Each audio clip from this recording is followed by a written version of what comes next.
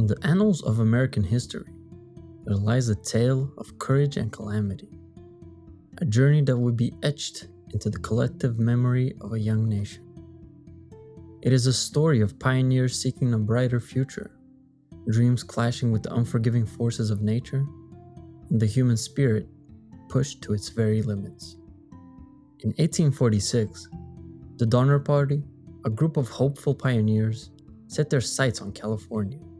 Lured by the promise of fertile lands and boundless opportunity, they eagerly embarked on a journey leading them into a vast and treacherous unknown. Little did they know that the path they chose, the newly advertised Hastings Cutoff, would lead to a harrowing and heartbreaking ordeal.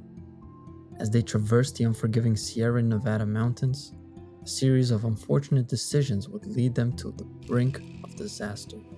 The Donner Party would display remarkable resilience in the face of adversity, forging ahead with unwavering determination, even as winter's icy grip tightened around them.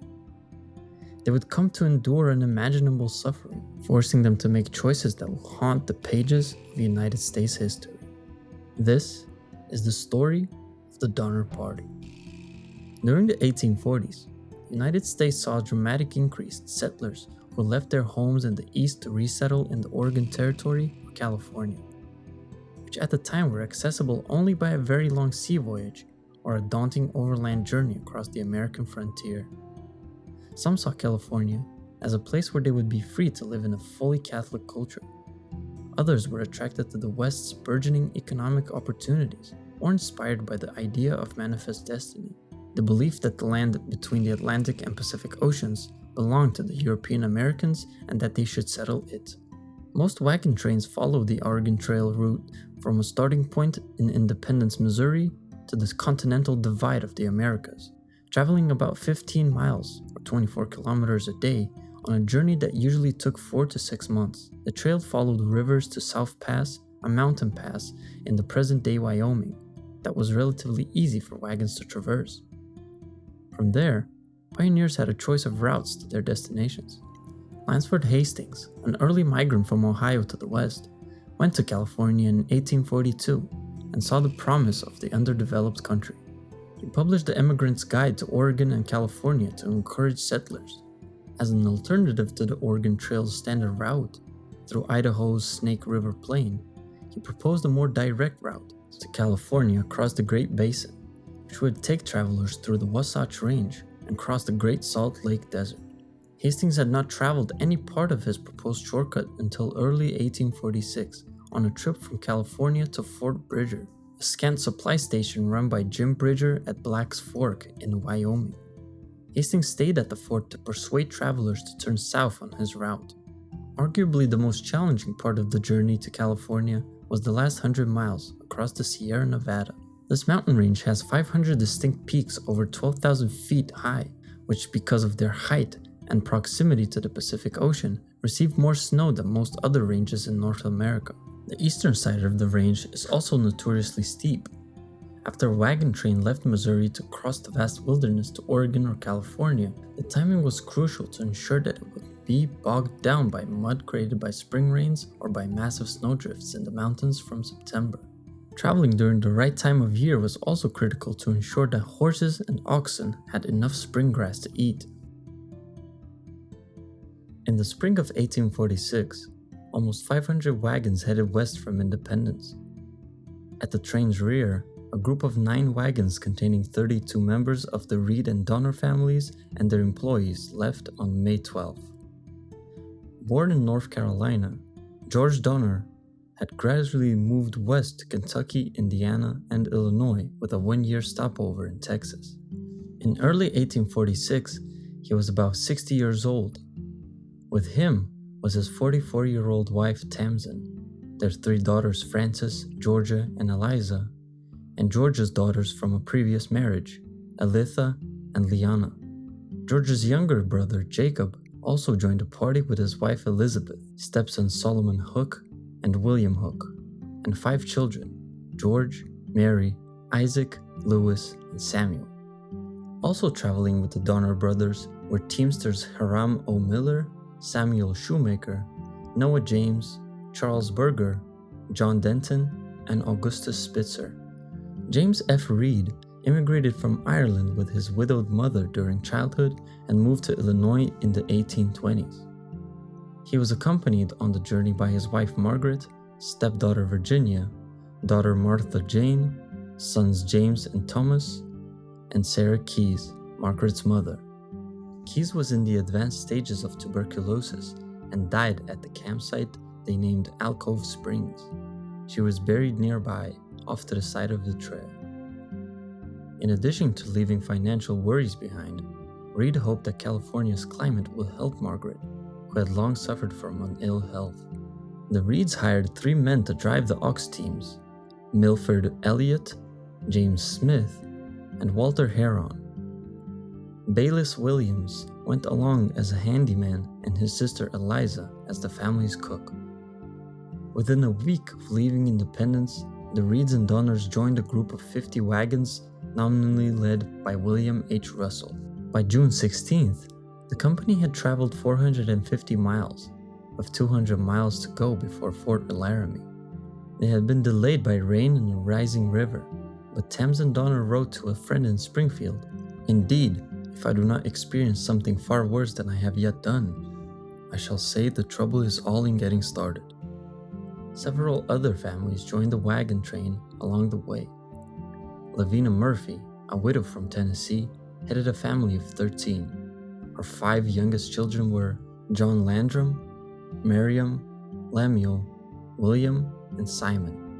Lavina's 2 married daughters and their families also came along. Sarah Murphy Foster, her husband William M., and son Jeremiah George. Harriet Murphy Pike, her husband William M., and the daughters Naomi and Catherine. William H. Eddy, a carriage maker from Illinois, brought his wife Eleanor and their 2 children, James and Margaret.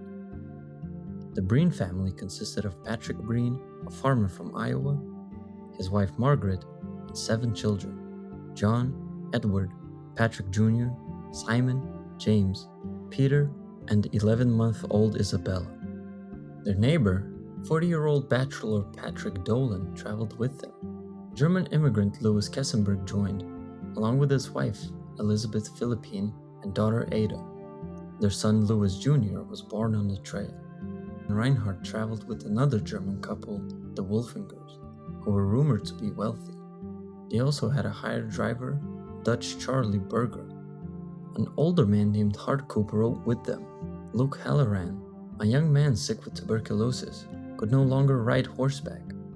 The families he had been traveling with no longer had the resources to care for him. George Donner took him in at Little Sandy River and rode in their wagon. To promote his new route, Lansford Hastings sent riders to deliver letters to traveling migrants. On July 12, the Reeds and Donners were given one of them. Hastings warned the migrants they could expect opposition from the Mexican authorities in California and advised them to band together in large groups. He also claimed to have worked out a new and better road to California and said he would be waiting at Fort Bridger to guide the migrants along the new cutoff. On July 20th, at the Little Sandy River, most of the wagon train followed the established trail via Fort Hall. A smaller group opted to head for Fort Bridger and needed a leader.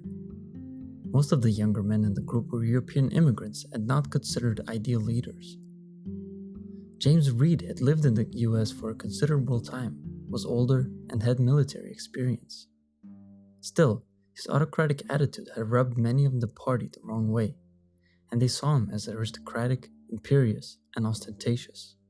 By comparison, the mature, experienced, American-born Donner's peaceful and charitable nature made him the group's first choice. While the party members were comfortably well off by contemporary standards, most were inexperienced in long, arduous overland travel.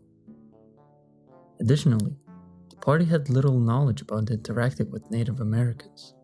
Journalist Edwin Bryant reached Black's Fork a week ahead of the Donner Party. He saw the first part of the trail and was concerned that it would be difficult for the wagons in the Donner group, especially with so many women and children. He returned to Black's Fork to leave letters warning several group members not to take Hastings' shortcut. By the time the donor party reached Black's Fork on July 27th, Hastings had already left, leading the 40 wagons of the Harlan Young group.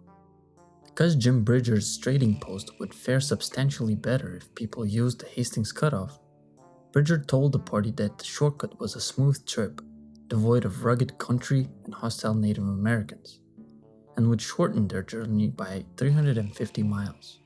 Water would be easy to find along the way, although a couple of days crossing a 30 to 40 mile dry lake bed would be necessary. Reed was very impressed with this information and advocated for the Hastings Cutoff. None of the party received Bryant's letter warning them to avoid Hastings' route at all costs. In his diary account, Bryant states his conviction that Bridger deliberately concealed the letters, a view shared by Reed in his later testimony. At Fort Laramie, Reed met his old friend named James Clement, who was coming from California. Clement warned Reed not to take the Hastings Cutoff, telling him that the wagons would be unable to make it and that Hastings' information needs to be more accurate. On July 31st, 1846, the Donner Party left Black's Fork after 4 days of rest and wagon repairs. Donner hired a replacement driver, and the company was joined by the McCutcheon family, consisting of William, his wife Amanda, and their 2-year-old daughter Harriet, and a 16-year-old named John Baptiste Trudeau from New Mexico. The party turned south to follow the Hastings Cutoff.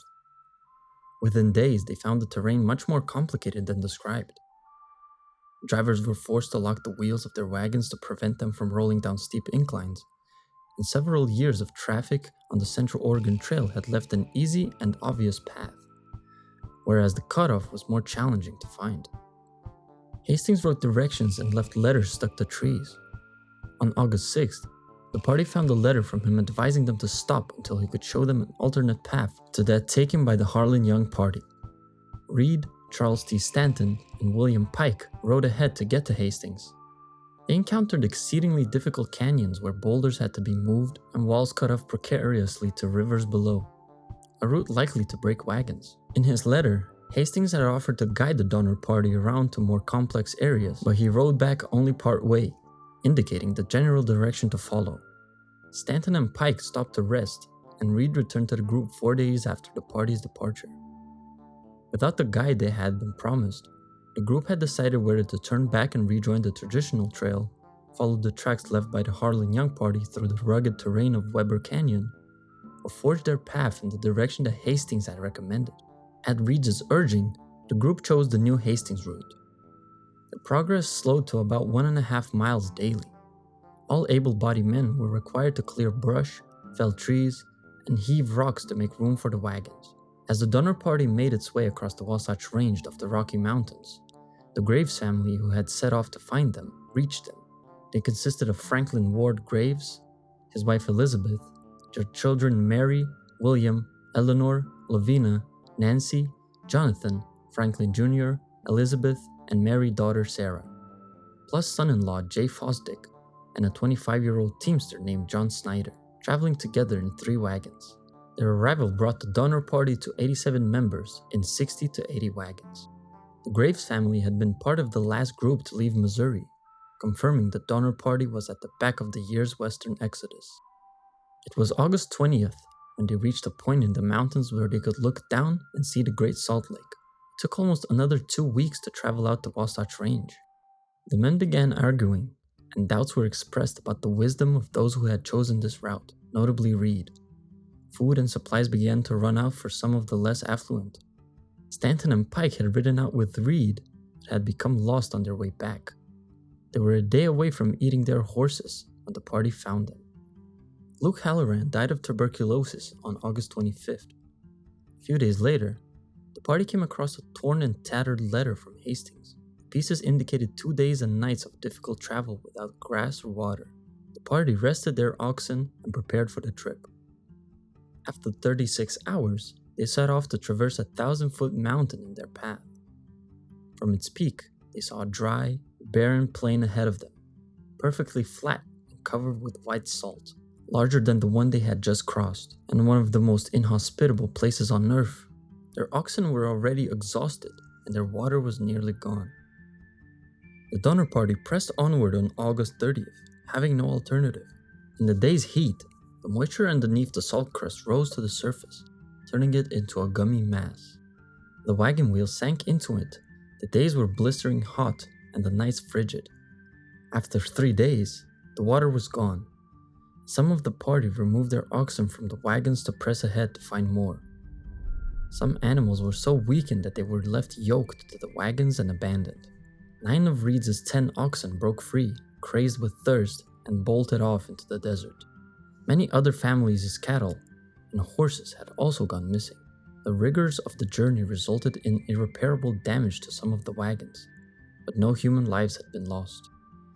Instead of the promised 2-day trip over 40 miles, the journey across the 80 miles of the Great Salt Lake Desert had taken 6. None of the party had any remaining faith in the Hastings Cutoff, as they recovered at the springs on the other side of the desert.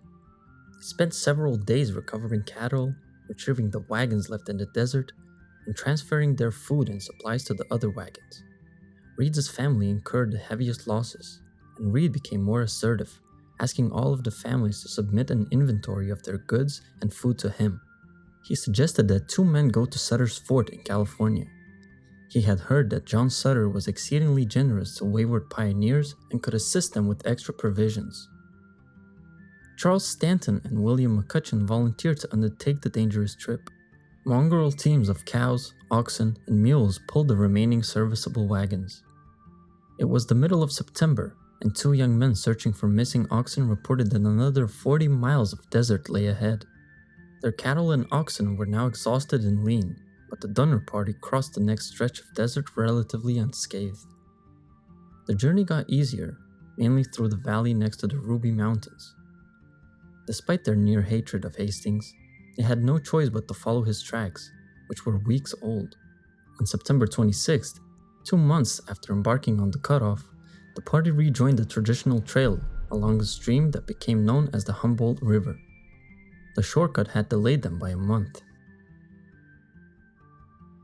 Along the Humboldt River, the group met Paiute Native Americans, who stole or shot several oxen and horses.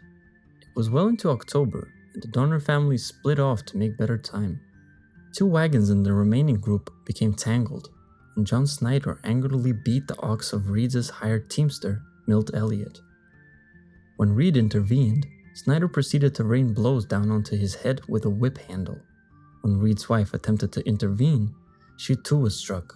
Reed retaliated by fatally plunging a knife under Snyder's collarbone. That evening, the witnesses gathered to discuss what was about to be done. American laws were not applicable west of the Continental Divide, and wagon trains often dispensed their justice. But George Donner, the party's leader, was with his family a full day ahead of the main wagon train. Snyder had been seen to hit Reed, and some claimed he had also hit his wife. But Snyder had been popular, and Reed was not. Kesselberg suggested that Reed should be hanged, but an eventual compromise allowed him to leave the camp without his family, who would be cared for by the others. Reed departed unarmed the following day, but his stepdaughter Virginia rode ahead and secretly provided him with a rifle and food. The trials that the Donner party had endured resulted in splintered groups, each looking out for themselves and distrustful of the others. The grass was becoming scarce, and the animals were steadily weakening. To relieve the animals' load, everyone was expected to walk. Kesselberg ejected Hardcoop from his wagon, telling the older man that he had to walk or die. A few days later, Hardcoop sat beside a stream, his feet so swollen that they had split open. He was not seen again. William Eddy pleaded with the others to find him, but they all refused, swearing they would waste no more resources on a man who was almost 70 years old. Meanwhile, Reed caught up with the Donners and proceeded with one of his teamsters, Walter Heron. The two shared a horse and could cover 25 to 40 miles per day. The rest of the party rejoined the Donners, but their hardship continued. Native Americans chased away all of Graves' horses, and another wagon was left behind. With grass in short supply, the cattle spread out more, which allowed the Paiutes to steal 18 more during one evening. Several mornings later, they shot another 21. So far, the company had lost nearly 100 oxen and cattle, and their rations were almost completely depleted. With almost all of his cattle gone, Wolfinger stopped at the Humboldt Sink to bury his wagon. Reinhardt and Spitzer stayed behind to help. They returned without him, reporting Paiutes had attacked them and he had been killed. Native Americans had killed the Eddies' oxen and they were forced to abandon their wagon. The family had eaten all of their stores, but the other families refused to assist their children. The Eddies were forced to walk, carrying their children and miserable with thirst. Margaret Reed and her children were also now without a wagon, but the desert soon ended, and the party found the Truckee River in a beautiful, lush country.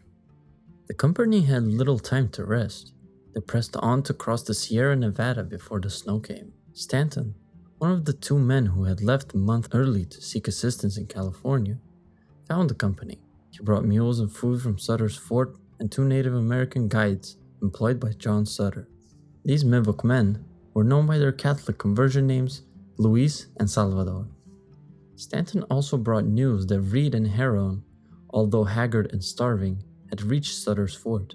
By this point, according to Rarick, to the bedraggled, half-starved members of the Donner Party, it must have seemed that the worst of their problems had passed. They had already endured much more than many emigrants ever did. Faced with one last push over mountains described as much worse than the Wasatch Range, the Donner Party had to decide whether to forge ahead or rest their cattle.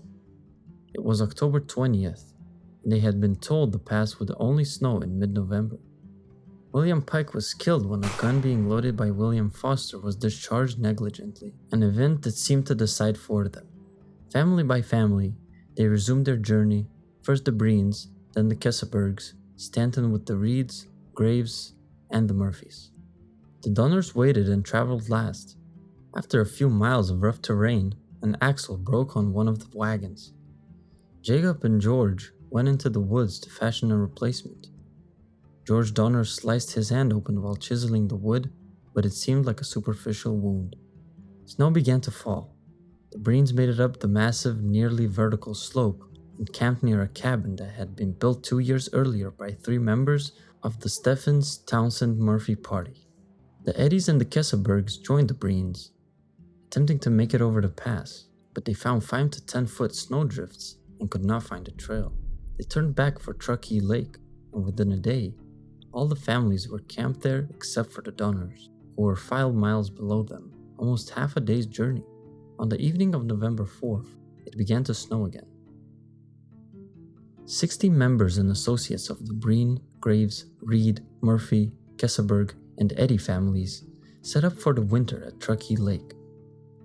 3 wildly separated cabins of pine logs served as their homes, with dirt floors and poorly constructed flat roofs that leaked when it rained. The families used canvas or oxhide to patch the faulty roofs. Of the 60 at Truckee Lake, 19 were men over 18, 12 were women, 29 were children, 6 of whom were toddlers or younger. Farther down the trail, close to Alder Creek, the Donner families hastily constructed tents to house 21 people, including Mrs. Wolfinger, her child, and the Donner's drivers, 6 men, 3 women, and 12 children. It began to snow again on the evening of November 4th, the beginning of a storm that lasted 8 days. By the time the party made camp, very little food remained from the supplies that Stanton had brought back from Sutter's fort. The oxen began to die. Their carcasses were frozen and stacked. Truckee Lake was not frozen, but the pioneers were unfamiliar with catching lake trout. Eddie, the most experienced hunter, killed a bear but had little luck afterward. Another severe storm lasting more than a week covered the area so badly that the cattle and horses, their only remaining food, died and were lost in the snow. Patrick Breen began keeping a diary on November 20th. He concerned himself primarily with the weather, marking the storms and how much snow had fallen, but gradually started to include references to God and religion in his entries. Life at Truckee Lake was miserable. The cabins were cramped and filthy, and it snowed so much that people could not go outdoors for days. Diet soon consisted of oxhide, strips of which were boiled to make a disagreeable glue-like jelly.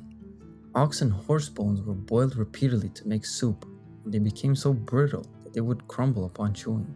Sometimes, they were softened by being charred and eaten. Bit by bit, the Murphy children picked apart the oxhide rug in front of their fireplace, roasted it in the fire, and ate it. Migrants caught and ate mice that strayed into their cabins. Many were soon weakened and spent most of their time in bed. Occasionally, one could make the full-day trek to see the Donners. News came that Jacob Donner and 3 hired men had died. One of them, Joseph Reinhardt, confessed on his deathbed that he had murdered Wolfinger. George Donner's hand had become infected, which left 4 men to work at the Donner camp. The mountain party at Truckee Lake began to fail.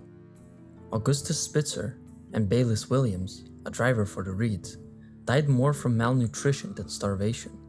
Franklin Graves fashioned 14 pairs of snowshoes out of oxbows and hide. On December 16th, a party of 17 men, women, and children set out on foot in an attempt to cross the mountain pass. As evidence of how grim their choices were, 4 of the men were fathers. 3 of the women, who were mothers, gave their young children to the other women. They packed lightly, taking what had become 6 days' rations: a rifle, a blanket each, a hatchet, and some pistols, hoping to make their way to Bear Valley. 2 without snowshoes, Charles Berger and 10-year-old William Murphy, turned back early. Other party members fashioned a pair of snowshoes for 12-year-old Samuel Murphy on the first evening from one of the pack saddles they were carrying. Snowshoes proved to be awkward but effective on the arduous climb. The party members were neither well malnourished nor accustomed to camping in snow 12 feet deep, and by the 3rd day, most were snowblind. Eddie discovered his wife had hidden a half-pound of bear meat on the 6th day in his pack.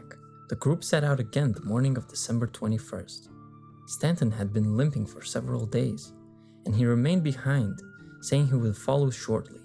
His remains were found in that location the following year. The group became lost and confused. After 2 more days without food, Patrick Dolan proposed that one of them should volunteer to die to feed the others. Some suggested a duel, while another account describes an attempt to create a lottery to choose a member to sacrifice. Eddie suggested they keep moving until someone fell, but a blizzard forced the group to halt. The animal handler Antonio was the first to die. Franklin Graves was the next casualty. As the blizzard progressed, Dolan began to rant deliriously, stripped off his clothes, and ran into the woods. He returned shortly afterward and died a few hours later. Not long after, possibly because Murphy was near death, some of the group began to eat flesh from Dolan's body.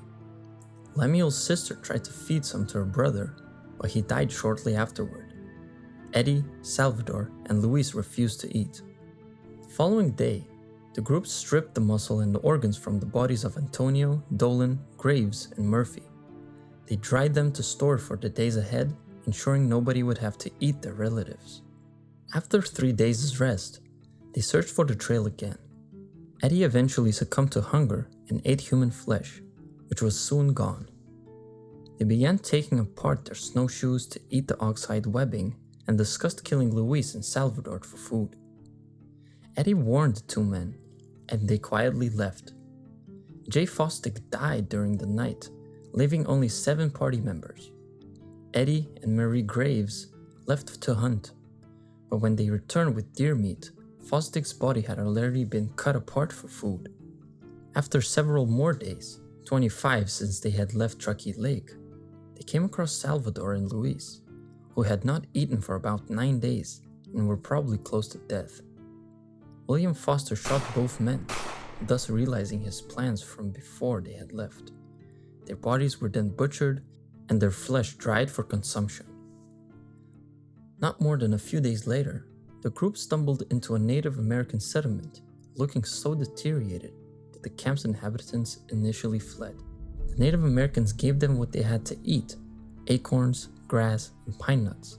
After a few days, Eddie continued with the help of tribe members to a ranch in a small farming community at the edge of the Sacramento Valley.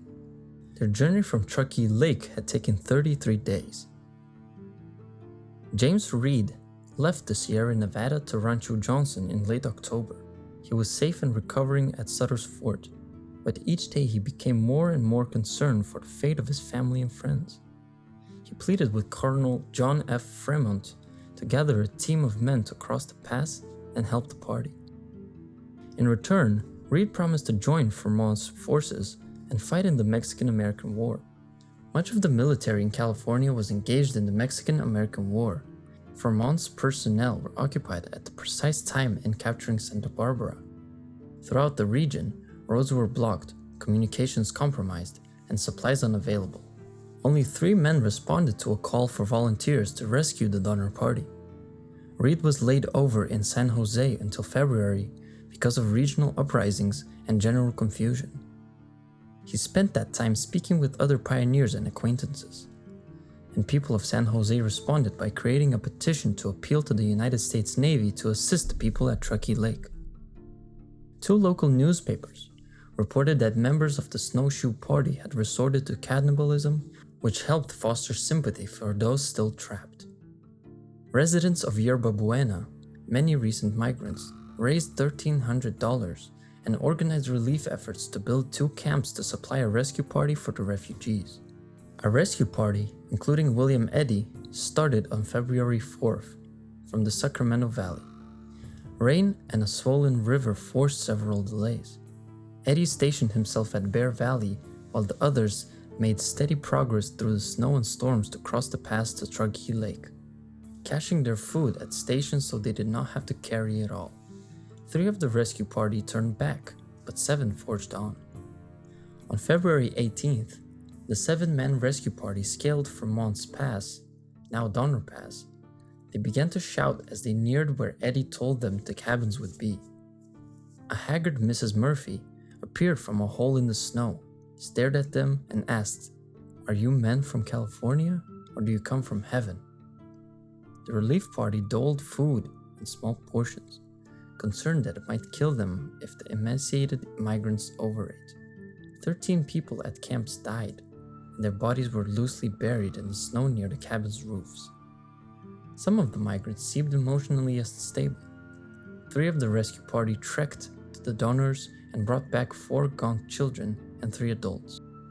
George Donner's arm was so gangrenous he could not move.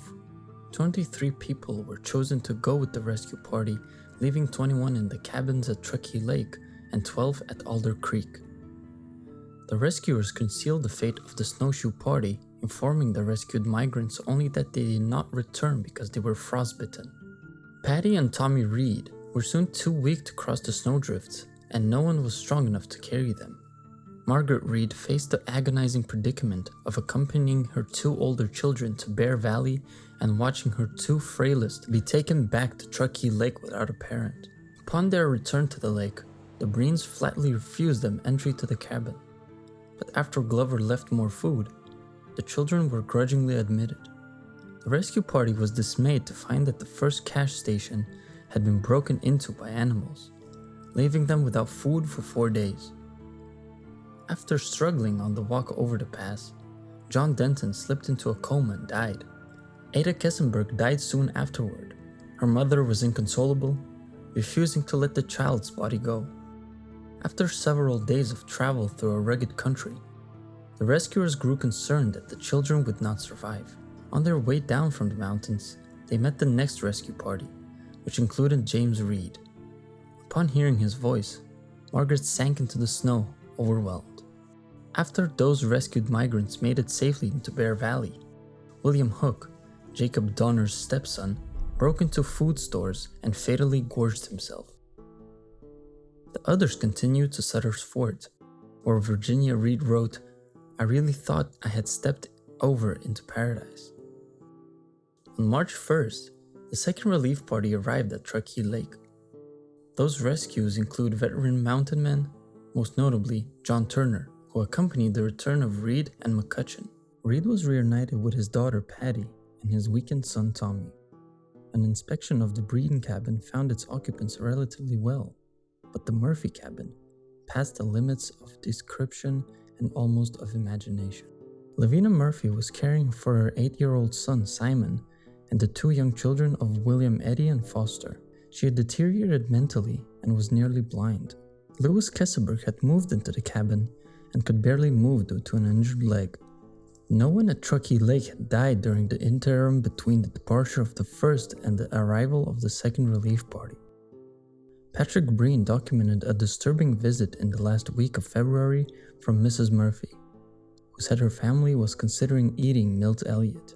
Reed and McCutcheon found Elliott's mutilated body. The Alder Creek camp fared no better. The first two members of the relief party to reach it saw Trudeau carrying a human leg. When they made their presence known, he threw it into a hole in the snow that contained the mostly dismembered body of Jacob Donner. Inside the tent, Elizabeth Donner refused to eat, although their father's organs were nourishing her children. The rescuers discovered 3 other bodies had already been consumed. Tamsin Donner was well into the other tent, but George was very ill because the infection had reached his shoulder. The second relief evacuated 17 migrants from Truckee Lake, only 3 of whom were adults. Both the Breen and Graves families prepared to go.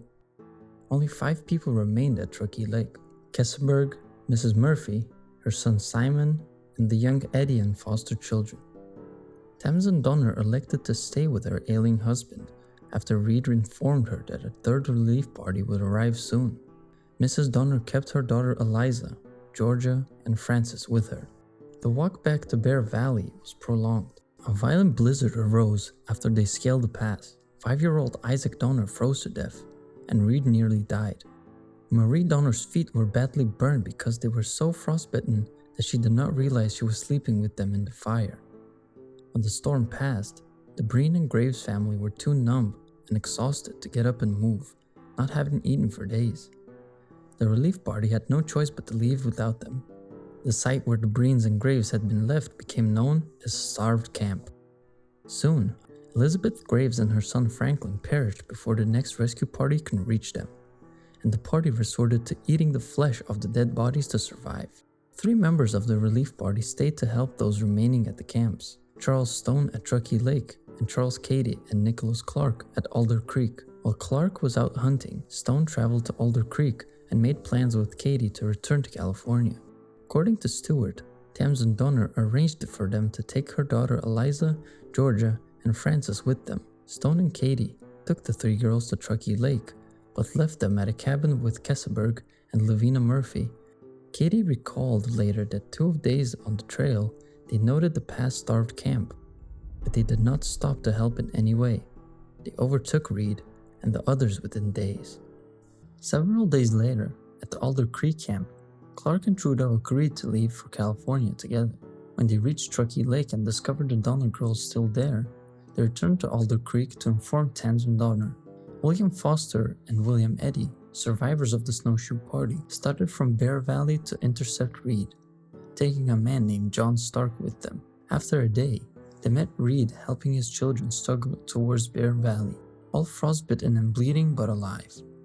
Desperate to rescue their children, Foster and Eddy persuaded 4 men, with pleading and money, to go to Truckee Lake with them. During their journey, they found the 11 survivors at Starved Camp huddled around a fire that had sunk into a pit. The relief party split, with Foster, Eddy, and 2 others headed toward Truckee Lake. 2 rescuers, hoping to save some survivors, each took a child and headed back to Bear Valley. John Stark refused to leave the others. He picked up 2 children and all the provisions. He assisted the remaining Breens and Graves to safety, sometimes advancing the children down the trail piecemeal, putting them down and then returning to carry the other debilitated children. Foster and Eddy finally arrived at Truckee Lake on March 14th, finding their children dead. Kesselberg told Eddy that he had eaten the remains of Eddy's son. Eddy swore to murder Kesselberg if they ever meet in California. George Donner and one of Jacob Donner's children were still alive at Alder Creek. Tamsin Donner had just arrived at the Murphy cabin to see her daughters. She could have walked out alone but chose to return to her husband, even though she was informed that no other relief party would likely be coming soon. Foster, Eddy, and the rest of the 3rd relief left with the Donner girls, young Simon Murphy, Trudeau, and Clark. Lavina Murphy was too weak to go, and Kesselberg refused, and no further attempts were made on April 10th. Almost a month since the 3rd relief party had left Truckee Lake. The alcalde near Sutter's Fort organized a salvage party to recover what they could of the Donner's belongings. The salvage party found the Alder Creek tents empty except for the body of George Donner, who had died only days earlier. On their way back to Truckee Lake, they found Lewis Kesselberg alive. According to him, Mrs. Murphy had died a week after the departure of the Third Relief. Some weeks later, Tamsin Donner had arrived at his cabin on her way over the pass, soaked and visibly upset. Kesselberg said he had put a blanket around her and told her to start in the morning, but she died at night. The salvage party was suspicious of Kesselberg's story and found a pot full of human flesh in the cabin along with George Donner's pistols, jewelry, and $250 in gold. They threatened to lynch Kesselberg, who had confessed that he had cashed $273 of the Donners' money at Tamsin's suggestion so that it could one day benefit her children. News of the Donner Party's fate was spread eastward by Samuel Brannan, a journalist who ran into the salvage party as they came down from the pass with Kesselberg. Accounts of the ordeal first reached New York City in July 1847.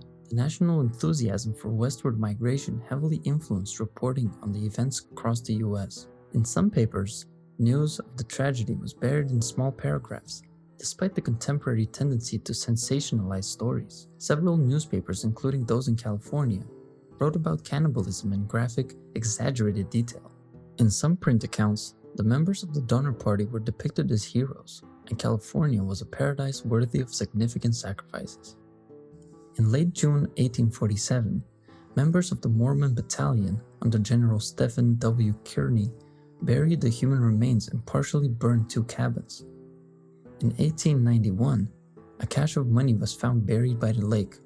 It had probably been stored by Mrs. Graves, who hastily hid it when she left with the Second Relief so she could return for it later. Lansford Hastings received death threats for his role in the disaster.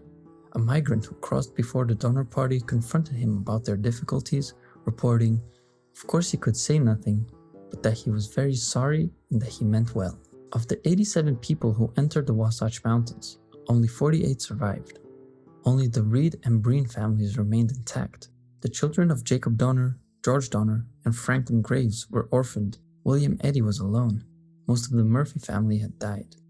A few widowed women remarried within months. The Reeds settled in San Jose, and 2 Donner children lived with them. Reed fared well in the California gold rush and became prosperous. Virginia wrote an extensive letter to her cousin in Illinois about our troubles getting to California, with editorial oversight from her father.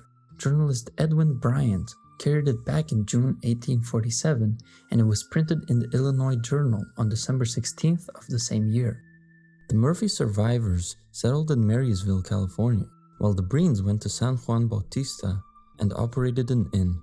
They became the anonymous subjects of J. Ross Brown's story about the severe discomfort upon learning he was staying with alleged cannibals, printed in Harper's Magazine in 1862. Many of the survivors encountered similar reactions. George and Tamsin, Donner's children, were taken in by an older couple near Sutter's Fort. Eliza was 3 years old during the winter of 1846 to 1847, the youngest Donner children. She published an account of the Donner Party in 1911, based on printed reports of those of her sisters. The Breens' youngest daughter, Isabella, was 1 year old during the winter of 1846 to 1847, and the last survivor of the Donner Party. She died in San Francisco on March 25, 1935. Marie Graves married early, but her first husband was murdered. She cooked his killer's food while he was in prison to ensure the condemned man did not starve before his hanging. One of Marie's grandchildren noted she was earnest. She once said, "I wish I could cry, but I cannot. If I could forget the tragedy, perhaps I would know how to cry again." Her brother William had several occupations and a diverse lifestyle. He died in 1907 and was buried in Calistoga. Nancy Graves refused to acknowledge her involvement even when contacted by historians interested in recording the most accurate versions of the episode. She reportedly could not recover from her role in the cannibalism of her mother and brother. Eddie remarried and started a family in California.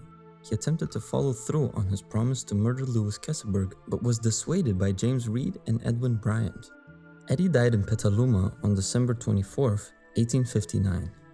Keseberg brought a defamation suit against several members of the Relief Party who accused him of murdering Tamsin Donner. The court awarded him with $1 in damages and made him pay court costs. An 1847 story printed in the California Star described Keseberg's actions in ghoulish terms and his near lynching by the Salvage Party. It reported that he had preferred eating human flesh over the cattle and horses exposed in the spring thaw.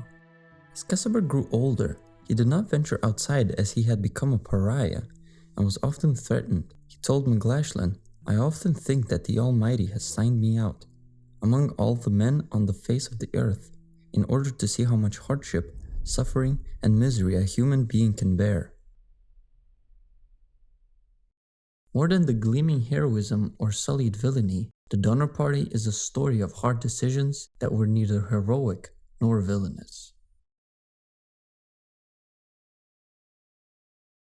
Thank you for joining us on this tragic tale of the Donner Party. We would love to hear from you in the comment section below if you have any questions or thoughts about the video.